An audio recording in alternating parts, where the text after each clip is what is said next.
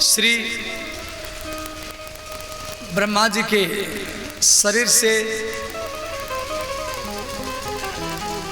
एक पुरुष एक स्त्री का जन्म हुआ। दाएं भाग से जो पुरुष जन्म लिया उनका नाम है मनु महाराज, और वाम भाग से एक स्त्री जन्म लिया जिसके नाम है शतरूपा। बोले श्री मनु महाराज की जय, शतरूपा महारानी की जय। मनु और शतरूपा ये ब्रह्मांड का प्रथम पति पत्नी है। इससे पहले संसार में कोई भी पति पत्नी नहीं था, स्त्रियों का उत्पत्ति नहीं हुआ था। ऋषि लोग थे, परंतु सृष्टि बढ़ नहीं रहा था। तो ब्रह्मा जी के वाम भाग से मनु ये स्त्री जन्म लिया जिसके नाम पड़ा शतरूपा, और दाएं भाग से एक पुरुष जन्म लिया जिसके नाम पड़ा मनु महाराज। तो मनु और शतरूपा दोनों ये पति पत्नी है, और हम इनके संतान हैं, इसलिए हमको मानव कहा गया। मानव या मनुष्य, मनुष्य नाम क्यों पड़ा समझ गए? हम मनु महाराज के संतान हैं, हम मनु महाराज के संतान हैं, इसलिए हमको कहा गया मानव। देखो आपका माता पिता कौन है आपको तो मालूम है, और उसके जो माता पिता आपको थोड़ा थोड़ा मालूम है, जिसको दादा दादी बोलते हैं, और उसके माता पिता परदादा परदादी छेरदादा छेरदादी, ये सब आपको मालूम नहीं है, ये सब आपको जानकार नहीं है, ये सब आपको जानकार नहीं है। ऐसे आप हिसाब करते जाएंगे, उसके माता पिता उसके माता पिता उसके माता पिता उसके माता पिता उसके माता पिता, तो प्रथम माता पिता श्री मनु शतरूपा, और उन्हीं मनु शतरूपा से ये सारा पृथ्वी में जितना लोग हैं, वो अमेरिका का हो, लंदन का हो, ब्रिटेन का हो, फ्रांस का हो, भारत का हो, नेपाल का, सब उन्हीं के ही संतान है। और ये सारा मनुष्य समाज आज पृथ्वी में 750 करोड़, भारत में 140 करोड़, और अमेरिका में 33 करोड़, रूस में 12 करोड़, इस प्रकार ब्रिटेन में, यूक्रेन में 6 करोड़, इस प्रकार 750 करोड़ आबादी ये पृथ्वी में भरे हैं। ये मनु शतरूपा के संतान सब है, और हम लोग अपनी आदि माता पिता को भूल गए, और उसको याद दिलाने के लिए ये भागवत कथा श्रवण कर रहे हैं। तो आदि माता पिता कौन है? श्री मनु और शतरूपा। तो उस समय ब्रह्मा जी बोले बेटा आप सृष्टि करो। उस समय ये पृथ्वी नहीं थी, वैकुंठ के द्वारपाल जय विजय सनकादि मुनि का अभिशाप के कारण हिरण्यकश्यप के रूप में जन्म लिए थे। ये पृथ्वी को गायब कर दिए, चोरी करके ले गए, और जमीन में लेके छुपाए जल में। तो भगवान ब्रह्मा चिंतित हो गए, पृथ्वी नहीं है, मिट्टी नहीं है, जमीन नहीं है, लोग घर कहाँ करेंगे, जनता रहेगा कहाँ? तो ब्रह्मा जी जब चिंतित हो गए, तो ब्रह्मा जी के नाक से एक मांस पिंड जमीन पर गिरा, वो धीरे धीरे विशाल का, उनका नाम पड़ा बराह भगवान। बोले श्री बराह भगवान की जय। भगवान बराह पृथ्वी को लेने के लिए जल के भीतर में प्रवेश किए, और ये पृथ्वी को जल के भीतर से लेकर के आ रहे हैं। तो उस समय हिरण्याक्ष ये समुद्र में घूम रहा था, इतना विशाल का राक्षस था। तो हिरण्याक्ष ने क्या किया? बराह भगवान का पीछा किया। बराह भगवान पृथ्वी को जल के ऊपर स्थापन किए, और हिरण्याक्ष के साथ बराह भगवान का युद्ध हुआ समुद्र में। पंजा से पंजा, घुटना से घुटना, छाती से छाती, और अंत में बरा भगवान के द्वारा हिरण्याक्ष का मृत्यु हुआ। बोले हिरण्याक्षंता भगवान की जय। तो पृथ्वी को जब भगवान जल के ऊपर स्थापन किए, उस समय एक सुंदर सा वन दिखाई दिया। तो पृथ्वी बरा भगवान को बोली, भगवान मैं तो नहीं थी, ये वन कहां से आ गया? भगवान बोले देवी ये वन का नाम है वृंदावन। तो पृथ्वी बोली क्या ये वृंदावन मेरे से अलग है? भगवान बोले हाँ, वृंदावन, अयोध्या, काशी ये तीनों पृथ्वी से अलग है। प्रलय में पृथ्वी नष्ट होने पर भी वृंदावन, अयोध्या, काशी नष्ट नहीं होता है। इसी कारण हम लोग मन में सोचते जीवन में एक बार कभी काशी जाए, वृंदावन जाए या अयोध्या जाए। वो हमारा परमानेंट घर है। उसका बेटा होकर के आप इधर उधर घर बना लिया। आप कहीं वृंदावन में जाना, वृंदावन में हर एक पेड़ में राधा राधा नाम लिखा हुआ मिलेगा। अयोध्या में हर जगह में राम राम लिखा हुआ मिलेगा। कि वृंदावन की आत्मा ही राधा है। वृंदावन में राधा नाम वृक्ष है। अब कभी मेरे साथ जाए, मैं आपको दिखाऊंगा। ऐसे आप जाएंगे तो आपको मालूम नहीं पड़ेगा। वहाँ 2 वृक्ष अभी भी है। वृंदावन से 20 किलोमीटर दूर तपोवन में, उसमें थोड़ा सा चोट मारेंगे, आपके सामने उसी वृक्ष से खून निकलेगा और आपके सामने राधा नाम लिख जाएगा। आपके सामने लिख जाएगा और इसका नाम है राधा नाम वृक्ष।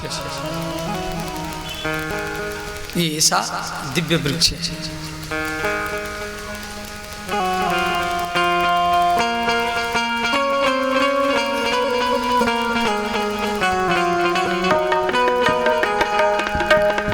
रसमय राधा, रसमय श्याम, रसमय श्री वृंदावन धाम। रसमय राधा, रसमय श्याम, रसमय श्री वृंदावन धाम। रसमय राधा, रसमय श्याम, रसमय श्री वृंदावन धाम। रसमय राधा, रसमय श्याम, रसमय श्री वृंदावन धाम। पावन राधा, पावन श्याम, पावन श्री वृंदावन धाम। पावन राधा, पावन श्याम, पावन श्री वृंदावन धाम। मंगल राधा, मंगल श्याम, मंगल श्री वृंदावन धाम। मंगल राधा, मंगल श्याम, मंगल श्री वृंदावन धाम। जय जय श्यामा, जय जय श्याम, जय जय श्री वृंदावन धाम। जय जय श्यामा, जय जय श्याम, जय जय श्री वृंदावन धाम। सब गाइए दोनों हाथ उठा के।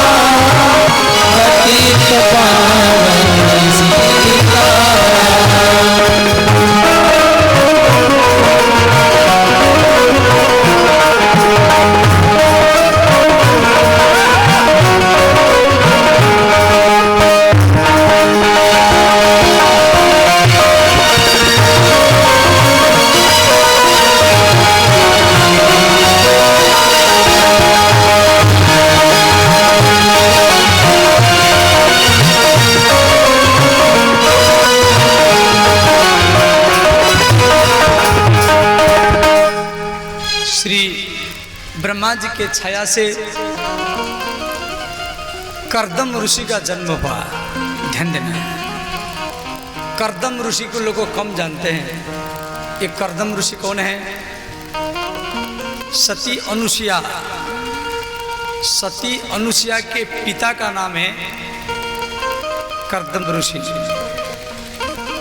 अनुसुया और गंगा सागर में जो कपिल भगवान, ये दोनों भाई बहन हैं, निजी भाई बहन हैं।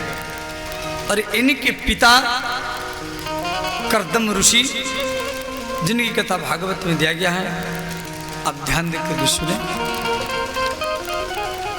श्री कर्दम ऋषि का जन्म ब्रह्मा जी के छाया से हुआ था।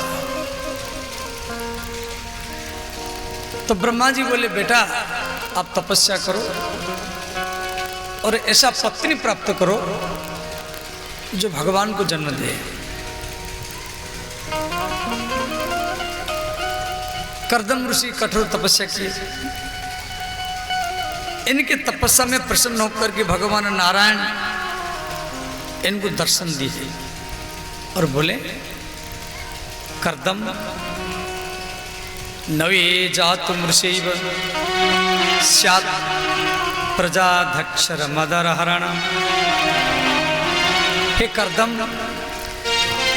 आप मेरे लिए कई हजार वर्ष से तपस्या कर रहे हैं, आपका तपस्या मिथ्या नहीं जाएगा।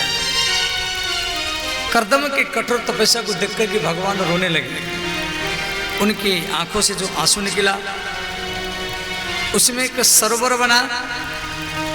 उस सरोवर का नाम पड़ा बिंदु सरोवर।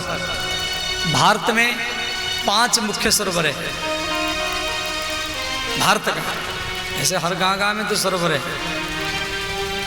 परंतु भारत का जो 5 मुख्य सरोवर है, एक बिंदु सरोवर है जो भागवत में दिया गया है, जो भगवान के आंसू से बना था। और एक ब्रह्म सरोवर है जो हरियाणा का कुरुक्षेत्र में। एक मान सरोवर है। अब तो मान सरोवर भारत में नहीं, वो चीन में है। और एक नारायण सरोवर है, और वो भी नारायण सरोवर अभी भारत में नहीं रहा, वो पाकिस्तान में है।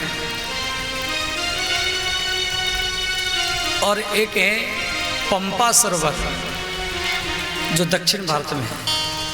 ये भारत के 5 मुख्य सरोवर है।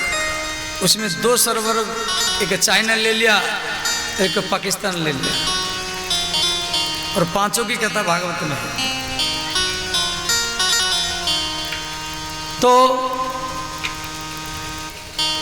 भगवान बोले कर्दम ऋषि को, जब महाराज मनु और शत्रुपा, उनकी 3 बेटी है, आकृति, देवहूति, प्रसूति, और 2 पुत्र हैं, उतानपाद और प्रियव्रत। तो उनकी मझिली बेटी देवहूति के साथ आपका विवाह होगा, और मैं आपके परिवार में कपिल भगवान के रूप में अवतार लूँगा, गंगा सागर में जाके तपस्या करूँगा और सांख्य धर्म का प्रचार करूँगा। इतना कहकर कि भगवान अंतर ध्यान हो गए, गायब हो गए। ठीक 3 दिन के बाद में पृथ्वी के सम्राट, संपूर्ण पृथ्वी के सम्राट मनु महाराज और उनकी पत्नी देवहूति, उनकी पत्नी शत्रुपा और उनकी बेटी देवहूति को लेकर के वो घोर जंगल में आया। तो मनु महाराज कर्दम ऋषि को बोले, हे महाराज, ये मेरे बेटी देवहूति है। ये जब से नारद जी के मुख से आपके बारे में सुना है, तब से प्रतिज्ञा की है आपके साथ शादी करने के लिए, और आप इसको स्वीकार कीजिए। देखो, भागवत में 8 प्रकार के विवाह का वर्णन दिया गया है। माता पिता जहां पसंद करे, बेटी वहीं पर रहे, उसको बोलते ब्रह्म विवाह।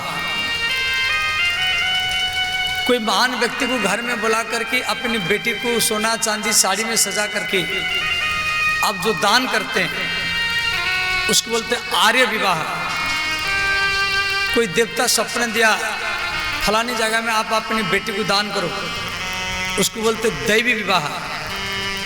किसके घर में बेटी बेटी है, बेटा बिल्कुल नहीं है, वो पहले शर्त रखता है कि मेरे बेटी से कोई लड़का होगा तो मैं अपने घर में रखूंगा, उसको बोलते प्रजापत्य विवाह। किसी बेटी के पिता को या भाई को धन देकर के, रुपया देकर के बेटी खरीद करके ले लेना, उसको बोलते असुरों का विवाह। ये निंदनीय है। बेटी के पिता को, भाई को रुपया देकर के कन्या खरीद करके लेना। माता पिता को मालूम नहीं, कोई बेटी या कोई बेटा आपस में मंदिर में कोर्ट में जाके मैरिज कर लिए, लव मैरिज, उसको बोलते गंधर्व विवाह। किसी बेटी के पिता को, भाई को पीट करके, मार करके रोती हुई कन्या को उठा लेना, उसको बोलते राक्षस विवाह। सोई हुई कन्या को उठा लेना, उसको बोलते पिशाच विवाह। परंतु इन 8 प्रकार के विवाह में से माता पिता जहाँ पसंद करे बेटी वहीं पर रहे, उसको उत्तम कोटि का विवाह ही कहा जाता है। देखो, बेटी को घर का इज्जत कहा जाता है, बेटा को नहीं। बेटा घर द्वार छोड़ के पटना, दिल्ली, बम्बे कहाँ चला जाए बिना बताए, इससे घर का इज्जत नहीं जाएगा। परंतु बेटी ऐसा कदम नहीं उठाती है। बेटी बिना बताए अपनी इच्छा से पटना, दिल्ली, बम्बे कहाँ जा नहीं सकती।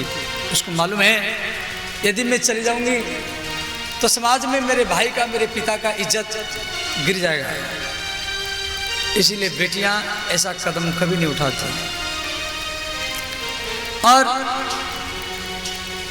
ये भी मैं समाज में देखा हूं, बेटा माता पिता के पास में, माता पिता के पास में रह कर के बेटा जितना सेवा करता है, माता पिता के पास में रह कर के बेटा जितना सेवा करता है, बेटी दूर में ससुराल में रह कर के उससे कई गुना ज्यादा ही सेवा करती है। सुता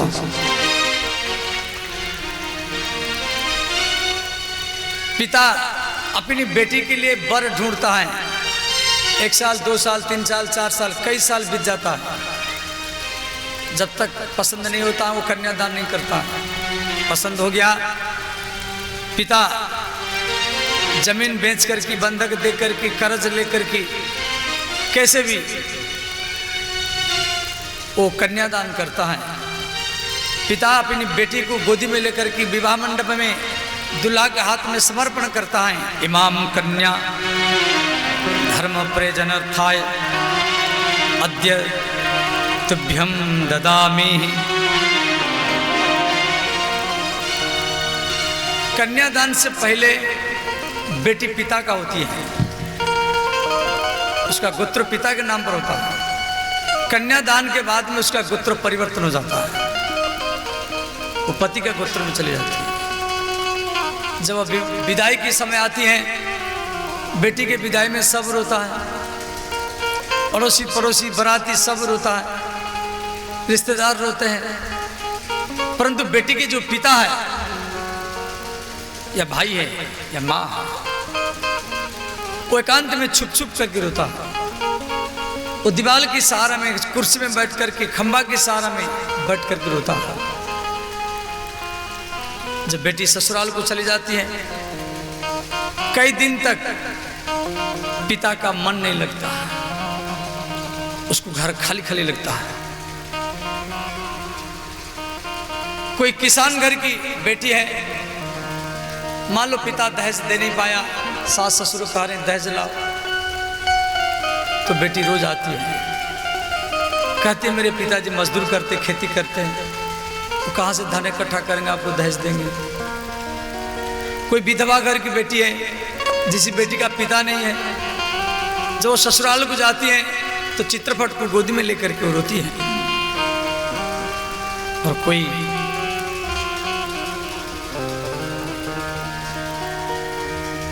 कोई बेटी ससुराल में उसको कोई कितना भी डांट फटकारे वो सहन करती है,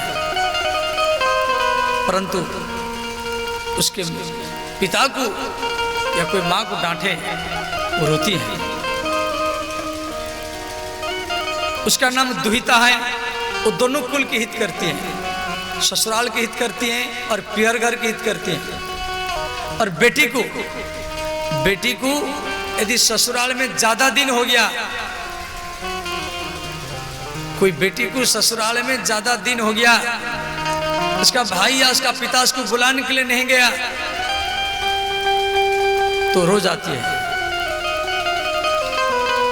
मान लो पिता कोई काम किया, भाई कोई काम किया, बेटी या बहन को निमंत्रण नहीं दिया, तो बेटी ससुराल में रोती है, मन में सोचती हैं कि मेरे पिता मेरे भैया मेरे घर नहीं आते हैं। श्री महाराज जनक सीता जी का विवाह किए, राम के चरण को पकड़ कर रोए हैं। श्री पर्वतराज हिमालय पार्वती का विवाह करा, महादेव के चरण को पकड़ कर रोए हैं। श्रावण मास है, श्रावण की कथा ध्यान देना।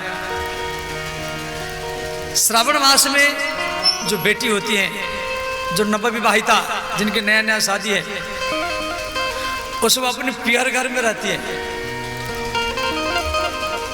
तो श्री राधा रानी के गांव का नाम है बरसाना और कृष्ण के गांव का नाम है नंदगांव। वृंदावन में मात्र 10 किलोमीटर का दूर है, जो गए होंगे देखे होंगे। राधा के पिता का नाम है वृषभानु और माँ का नाम है कीर्ति, भैया का नाम है श्रीदामा। कृष्ण के पिता है नंद बाबा, माँ का नाम है जशोदा। और श्रावण मास 15 दिन बीत गया है। तो नंदगांव में जितना सब कुल वधू जिनकी नया नया शादी हुआ है, कोई अपनी भाई के साथ, कोई अपने पिता के साथ अपने पिहर घर जा चुके हैं। तो राधा हर रोज नंदमहल की छत के ऊपर जाती है, सुबह शाम दोपहर तीनों टाइम जाती है और खड़ी होकर के रोती है, छुप छुप करके रोती है। तो यशोदा मैया एक बार देखा जो राधा छत के ऊपर जाती है और खड़ी होकर के रोती है। तो यशोदा मैया बोली, राधे आप छत के ऊपर खड़ी होकर ये क्यों रोती है, क्या कारण है? तो राधा बोली, अरे मैया श्रावण मास 15 दिन बीत गया है और मेरे पिता और मेरे भैया मुझे बुलाने के लिए नहीं आए। मैं क्या गलती किया? मैं अपने पिता का एकमात्र बेटी हूं, मैं अपने भैया का एकमात्र बहन हूं और श्रावण मास में मेरे भैया और मेरे पिता मुझे बुलाने के लिए नहीं आए। वो बोल करके रोने लगे। तो उस समय एक बंजारा रास्ता में चलने वाला पथिक वो जा रहा था। राधा रानी उसको पहचान लिया। राधा रानी भैया भैया कह करके चिल्लाई। तो व्यक्ति राधा रानी के पास आकर के देखा राधा रो रही है। वो व्यक्ति ने कहा, राधे आप क्यों रोती हैं, क्या कारण है? तो राधा रानी ने कहा, भैया तू मेरे गांव का है और मैं तुझे पहचान लिया। तू मेरे पिता को जाकर ये कहना जे आपकी बेटी राधा क्या गलती किया जो श्रावण महीना में उसको कोई बुलाने के लिए नहीं गया। और मेरे भैया को भी कहना। तो बंजारा जाकर के वृषभानु बाबा को, राधा के पिता वृषभानु को सारा बात बता। कहा बाबा मैं नंदगांव गया था और आपकी बेटी राधा पूरी श्रावण मास छत के ऊपर खड़ी होकर के और आपको याद करके रोती है और उसको कोई बुलाने के लिए नहीं गया। जब वृषभानु बाबा ये बात को सुने, जब मेरे बेटी राधा ससुराल में रो रही, मैं उसको बुलाने के लिए नहीं गया, तो श्रीदामा को कहा, श्रीदामा तेरे एकमात्र बहन राधा है, वो तुझे याद करके रोती है, तो उसको बुलाने के लिए नहीं गया। तो श्रीदामा रथ लेकर के जाता राधा को बुलाने के लिए। राधा रानी अपने भैया को पकड़ करके चिपट गई, लिपट गई और बोली भैया मैं क्या गलती किया है जो आप मुझे बुलाने के लिए नहीं आए। श्रीदामा ने कहा बहन रो मत, मैं घर के काम में व्यस्त रहा, अब मेरे रथ में बैठो और मेरे साथ में चलो। तो राधा अपनी पिहर घर चली जाती है भैया के साथ। वृषभानु बाबा राधा को गोदी में लेकर के रोते हैं। धीरे धीरे श्रावण मास एकादशी तिथि आई, शुक्ल पक्ष एकादशी। तो श्री कृष्ण का मन नहीं लगा।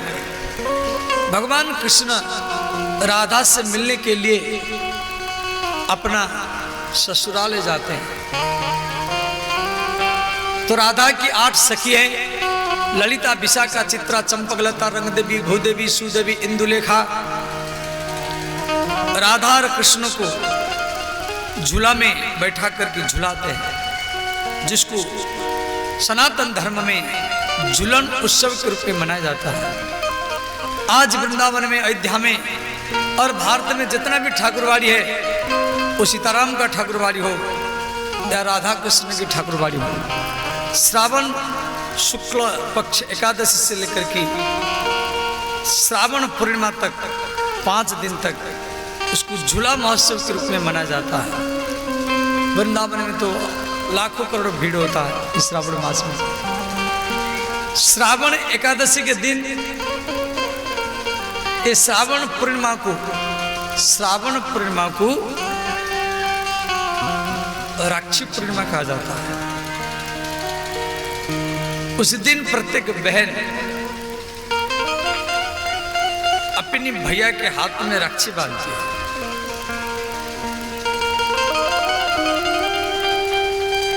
कच्चा धागा बांधती है।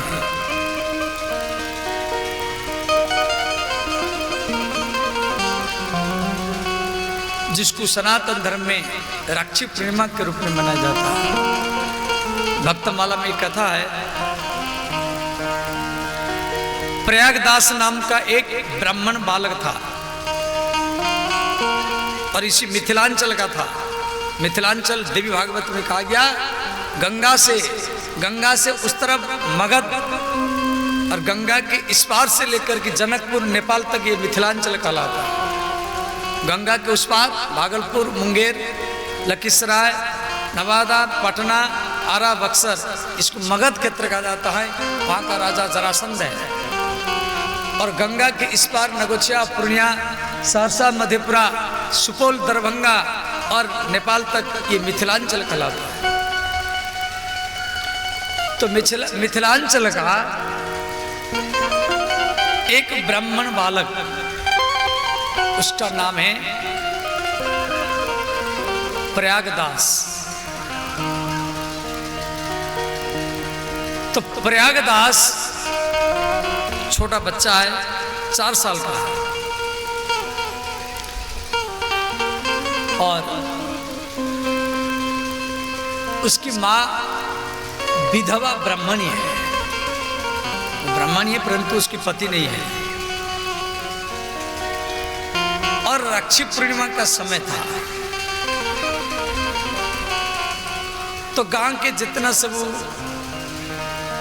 पुरुष लोग, लड़के लोग, सबके हाथ में रक्षी बंधा हुआ है। किसके हाथ में 1, 2, 3, 4, 5, 10 रक्षी बंधा हुआ। तो प्रयागदास के हाथ में एक भी रक्षी नहीं है। और गांव के बच्चे उसको चिढ़ाते थे, देख मेरे हाथ में इतना राखी है और तेरे हाथ में एक भी राखी नहीं है। तो प्रयागदास चाकर की अपने माँ के पास कहा कि माता, क्या मेरा कोई बहन नहीं है? क्या मेरा कोई बहन नहीं है? गांव में जितना बच्चे हैं सबके हाथ में रक्षी बंधा हुआ है, तो मेरे हाथ में एक भी रक्षी नहीं है। ब्राह्मणी, विधवा ब्राह्मणी ने कहा, सोचा छोटा बच्चा है, रो रहा है। तो विधवा ब्राह्मणी ने कहा, बेटा तेरा बहन है, वो आ रही होगी, तेरे हाथ में रक्षी बांधेगी, तू क्यों रोता है? तो प्रयागदास ने कहा, माता मेरा बहन का नाम क्या है? ब्राह्मणी ने कहा, बेटा तेरे बहन का नाम सीता है और तेरे बहनों का नाम राम है। वो अयोध्या में रहते हैं, थोड़ा दूर है, वो आने में विलंब करती होगी। अब प्रयागदास छोटा बच्चा है, वो अपनी बहन सीता को याद करता रहा। संध्या हो गया, वो घर के कमरा में बैठकर के रोता रहा। जब बहन सीता सारा गांव के हर बच्चों के हाथ में रक्षी है और मेरे हाथ में रक्षी नहीं है। संध्या हो गया है, अब तक क्यों नहीं आई है और मेरे हाथ में रक्षी कौन बांधेगा? प्रयागदास मन में सोचा, जब मेरे बहन को अयोध्या से आने में यहाँ विलंब होगा, मैं रात में चला जाऊंगा। उसकी माँ सोचा ये बच्चा है, रात बीत जाएगा, एक रात की बात है। तो माँ ने क्या की, वो सो गई। प्रयागदास को नींद नहीं आया। प्रयागदास ने क्या किया, अर्धरात्र में रात भर तो रोता रहा अपनी बहन को याद करके, और अर्धरात्र में वो निकल पड़ा और सोचा बहन राक्षी बांधेगी, क्या दूंगा? रुपया नहीं है, मिठाई डिब्बा नहीं है, कोई कपड़ा नहीं है। तो अपनी माँ का, उसकी माँ को विधवा ब्राह्मणी है, उसकी को फटा कपड़ा वो चपोत लिया, घड़ी कर लिया, एक पन्नी में रखा और अपने कान के नीचे दबाया। रात्रि 12 बजे निकल पड़ा अयोध्या के लिए। रात भरी चलता रहा, चलता रहा, चलता रहा, चलता रहा। प्रातःकाल हुआ, उसकी माँ उसको ढूंढ रही, मेरा बेटा कहाँ चला गया? सारा गांव में हल्ला गुल्ला हो गया, ब्राह्मणी का बेटा कहाँ चला गया? 4 साल का बच्चा है। प्रयागदास दिन 12 बज गया, चलता जा रहा है और भूखे प्यास में बेहोश होकर के एक पेड़ के नीचे गिर गया। रात भर चला और दिन 12 बजे तक भी चलता रहा, भूखे प्यास में बेहोश होकर गिर गया। इधर अयोध्या में माँ सीता बैठ करके रो रहे हैं। कनक मंदिर में माता जानकी रो रही। तो राम जी बोले, सीते आप क्यों रोती हैं? तो माता जानकी ने कहा है, नाथ मेरे एक भैया है, वो मिथिलांचल का है, और राखी बंधवाने के लिए मेरे पास आ रहा है। 4 साल का है, भूखे प्यास में एक पेड़ के नीचे बेहोश पड़ा है। मैं अपने भैया के हाथ में राक्षी बांधने के लिए जाऊंगी। तो राम जी बोले, सीते आपका भैया कैसा है, हम तो भी देखेंगे, हम भी आपके साथ में जाएंगे। तो भगवान राम और सीता उसी पेड़ के नीचे पहुंचे। तो माता जानकी जल छीटा, होश में आया। तो माता जानकी तो महारानी है, सोने की मुकुट, सोने की कुंडल, सब भगवान राम दोनों आमने सामने खड़े हैं। प्रयागदास घबरा गया, ये कौन है? तो जानकी ने कहा, भैया मैं आपका बहन सीता हूं, ये आपके बहनोई भगवान रघुनाथ है। मैं आया हूं आपके हाथ में रक्षी बांधने के लिए। प्रयागदास ने कहा, बहन कल दिन भर में तुझे याद करके रोया, मुझे घर से निकलने के लिए संकोच लगा। तू नहीं आया इसलिए मैं रात में निकल पड़ा। तो माता जानकी प्रयागदास के हाथ में एक कच्चा धागा बांधी। प्रयागदास सकुच आया, जब मेरे बहन एक महारानी है, मैं इसको क्या दूं? ना कपड़ा है, ना कोई मिठाई डिब्बा है, ना सोना चांदी है, ना रुपया है। प्रयागदास वो कपड़ा को देने के लिए सकुच आया कि वो फटा कपड़ा है। तो माता जानकी समझ गई कि मेरे भैया मुझे फटा कपड़ा देने के लिए सकुचा रहा है। तो माता जानकी ने क्या कि प्रयागदास के कान से कपड़ा को खींच लिया, वो कपड़ा को लेकर के चुमा। का भैया मालूम होता है ये माता जी का कपड़ा है, अब मैं आपका कपड़ा को पाकर के धन्य हो गया। मैं हर साल आपके हाथ में रक्षी बांधने के लिए आऊंगा। ये कथा भक्तमाला का, ये मनगढ़ंत बात नहीं, ये सच बात है। अयोध्या में कथा तो बहुत लंबा है। संत प्रयागदास के नाम पर एक आश्रम भी है, कभी जाना उसका दर्शन करना। ये सीता को अपना बहन मानता था। अशक्न वस्त्र विरहन मंचन बाष्प कलारंभ।